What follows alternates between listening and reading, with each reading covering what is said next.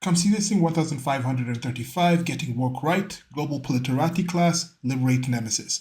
In this series, I summarize a rantatonne post of an individual rant made up of at least three things that I have seen, read, or heard. First question is James Lindsay right about the woke right? I'm going to jump right into story time here. Imagine I'm a liberate. That means I just believe that if you go to a party and you're invited, you can bring food, you take cake. That's just something I agree with. My other friend is also a liberate, and we have been invited to this party. And we already agreed, as liberate, we're going to carry a cake. So we already agreed that the cake should be a caramel flavored one. But now we're arguing on what types of icing should be on it, if sprinkles are okay, and then maybe what kind of font the message we put on it should be. From the outside, if someone's just coming by and seeing us, like they might think that we're having some sort of big disagreement leading to like no cake ever being brought to the party. And then if someone is like a Republican, maybe they just kind of think that, no, we just need cake. Just cake itself. Just why don't you just go to the store, buy a pound cake and leave it at that. You don't need to go into all this other stuff of icing and what flavors. Just get a plain pound cake. That's enough. Just get something there and put it there. And then they would believe like the icing is superfluous. Don't even worry about that. Why even talking about icing? Just take the pound cake to the party. That's all that needs to happen is a cake at the party. That's it, and that's enough. Then for the damn no cake crats, they're thinking like, why even need the cake?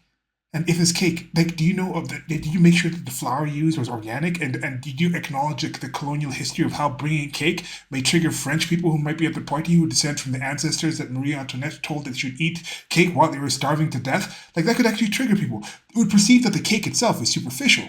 And any effort to bring it without addressing the myriad of other considerations they have objection to would actually detract from the party and it's doomed to fail. So that's why you argue about the icing. They'd be like, don't even bring the cake. Like, it shouldn't be a kind of thing that you even consider here. That's another thing. So all that just to talk about this example that Brett Weinstein and Michael Nina had some sort of intervention with James Lindsay about what he's calling woke right. Because some people on the political left are kind of like, yay, look, the MAGA is falling apart because of this Israel-Iran thing. Like, I'm not disagreeing. But no, if you're actually in a sort of sphere, you kind of understand people have disagreements, and some disagreements, if you're not in that in-group, may seem a lot bigger than they are. Because this woke right thing has been, I think, more foundational of a disagreement happening on the political right than this thing with Iran. And the thing with Iran, they don't even want to mention there's a lot of people on the political left that are also like down with Trump and that kind of thing. But anyway, next question. Would you let your friends vote to give you power over their lives?